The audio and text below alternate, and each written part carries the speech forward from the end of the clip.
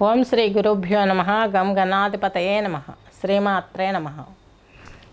ఈరోజు మనము 2025 ఆగస్టు మాస ఫలితాల అంతర్భాగంగా మన ఛానల్లో మ్యూజిక్ థెరపీ, అస్ట్రాలజీ, యోగా, ఇవి ఆయుర్వేదం టిప్స్, అవి అలాగూ యోగా డైట్లోకి వచ్చేస్తాయి. మనకు ఇవన్నీ ఎందుకు కలబోసి చెప్తున్నాను నేను? ముందుగా నా గురించి నేను కొంత ఇంట్రడక్షన్ చేసుకోవాలి. ఒక 10 years బ్యాక్ ఆయుష్ డిపార్ట్మెంట్కి కాంట్రాక్ట్ ఇచ్చింది గవర్నమెంట్, సెంట్రల్ గవర్నమెంట్, యోగాని వరల్డ్ వైజ్ స్ప్రెడ్ చేయమని. అందులో నన్ను ఇక్కడ యోగా ఎగ్జామినర్గా సెలెక్ట్ చేసుకున్నారు. 6 years అందులో పనిచేశాను. తర్వాత బయటకు వచ్చాను. సొంతంగా చేయాలి, ఇంకా అభివృద్ధి చేయాలి సబ్జెక్ట్ అన్న ఉద్దేశంతో వచ్చాను. అందులో మాకున్న సిలబస్లో విజ్ఞాన భైరవ తంత్రం, మా సిలబస్లో కూడా ఇది పెట్టలేదు. కాకపోతే మేము రీసెర్చ్లో తీసుకున్నాం ఈ బుక్స్. ఈ ముందు ఇంకా సిలబస్ ఎస్టాబ్లిష్ అవుతుంది. ఈ బుక్ తీసుకొని మీరు చదివినరంటే మీకే అర్థమవుతుంది నేను మాట్లాడేది వాస్తవమా అవాస్తవమా అని.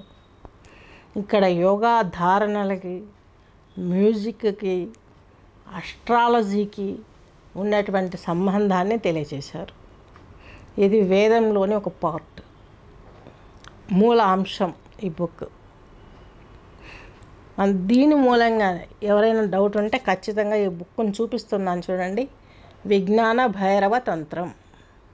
ఈ బుక్ కొని మీరు చదివారంటే నా వీడియోస్ నేను ఈ కాన్సెప్ట్లోకి ఎందుకు తీసుకొచ్చానన్న విషయం మీకు ఖచ్చితంగా అర్థమవుతుంది.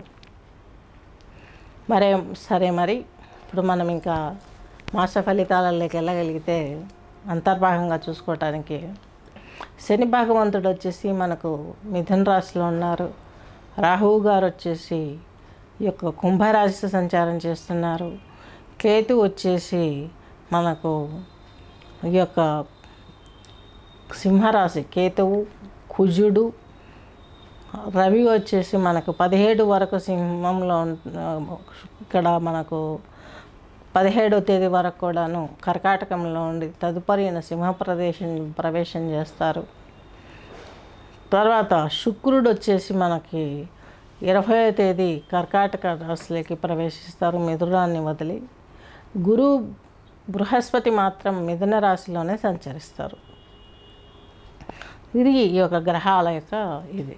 అంటే మనకు ఒక్కొక్క గ్రహం ఏ రోజులలో రాశి మారుతుందని తీసుకున్నట్లయితే 20th నుంచి మనకు రాశులు మారటం స్టార్ట్ అయింది. నెక్స్ట్ మీనరాశి, మీనలగ్నం తీసుకున్నట్లయితే మీనరాశి, మీనలగ్నం వారికి మీకు ఈ యొక్క పూర్వభాద్ర నక్షత్రం 4వ పాదము, పూర్వభాద్ర 4, రేవతి 4 పాదాలు కలిపి ఈ యొక్క మీకు మీనరాశి, మీనలగ్నం కిందకి వర్తిస్తుంది. మీనరాశి, మీనలగ్నం వారికి తీసుకున్నట్లయితే మీకు కుటుంబాధిపతి అలాగే భాగ్యాధిపతి అయినటువంటి కుజుడు సింహంలోకి ప్రవేశిస్తాడు మధ్య మాసంలో. అప్పుడు మీకు ఈ మాసంలో చివరిలో మళ్ళీ ఆయన కన్యా సంచారం చేసే అవకాశాలు కూడా సక్రమంగా మనకు కనిపిస్తున్నాయి. ఈ సింహంలో ఉన్నప్పుడు కుజవత్ కేతు అంటే వైరాగ్య భావాలు ఉంటాయి, కుటుంబంలో కలతలు ఉండే అవకాశాలు ఉన్నాయి మీనరాశి, మీనలగ్నం వారికి. అలాగే మీకు భాగ్యస్థానంలో తండ్రికి కొన్ని ఇబ్బందులు ఏర్పడే అవకాశాలు స్పష్టంగా గోచరిస్తున్నాయి. మీకు భక్తి పెరుగుతుంది, తీర్థయాత్రలు చేస్తారు, అనేక రకమైనటువంటి విధాలుగా పూజలు పునస్కారాలు మీకు చేదోడు వాదోడుగా ఉంటాయి. మీ ఉద్యోగంలో అభివృద్ధి సాగుతుంది. ఎందుకంటే మీకు దశమాధిపతి కూడా కదా బృహస్పతి.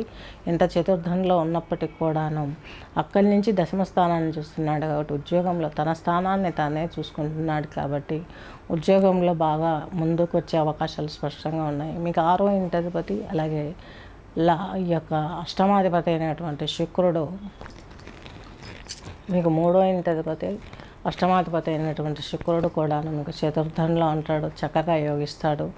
ఏ భావాలంటే మినీ మీడియా రంగాలలో ఉన్నవారికి, అలాగే మ్యారిటల్ ఇట్లా వివాహ వేదికలు పెట్టి వివాహాలు చేసేవి ఇప్పుడు ప్రతి ఒక్కరూ మ్యాట్రిమోని వాళ్ళనే టచ్ చేస్తున్నారు కదా, అలాంటి సంస్థల వాటికి పెళ్ళి కాని దంపతులకి పెళ్ళి కాని వారికి పెళ్ళి కావటం, ఇలాంటివన్నీ జరిగే అవకాశాలు స్పష్టంగా ఉన్నాయి. ఉద్యోగం రాని వారికి ఉద్యోగం వచ్చే అవకాశాలు కూడా ఉన్నాయి. విదేశీ యానాలకు తెరమరుగవుతుంది. ఖచ్చితంగా మన దేశంలోనే మనకు మంచి ఉపాధి దొరికే అవకాశం స్పష్టంగా గోచరిస్తుంది. ఎందుకంటే మీ రాష్ట్రాధిపతి మీకు దశమాధిపతి ఒక్కరే. అతను చతుర్థంలో ఉండి తన దశమ క్షేత్రాన్ని తానే చూసుకుంటున్నాడు కాబట్టి చక్కగా తన ఉన్న స్థానంలోనే తన స్వయం కృషితో తన ఉద్యోగాన్ని తాను ఏర్పరచుకొని కుటుంబ వ్యవస్థను కూడా సమయంగా మార్చుకునే అవకాశాలు స్పష్టంగా ఉన్నాయి.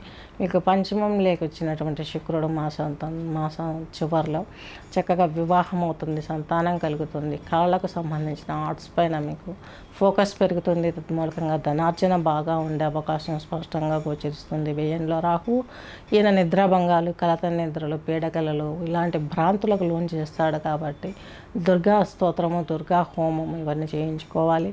అలాగే మీకు వ్యక్తిగత జాతకాన్ని చేసుకున్నట్లయితే జపము, హోమము చేయించి, అలాగే మీకు ఏ రాగం, ఏ యోగ ముద్రలో కూర్చొని వినాలి, ఏ శ్లోకం వినాలి, ఏది చదవాలి, ఏ హోరలో చేయాలి, ఏ యొక్క సందర్భంలో చేయాలన్నది ఖచ్చితంగా వివరించి చేయడం జరుగుతుంది.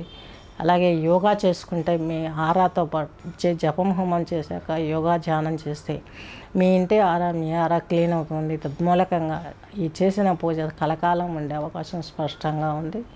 స్వస్తి.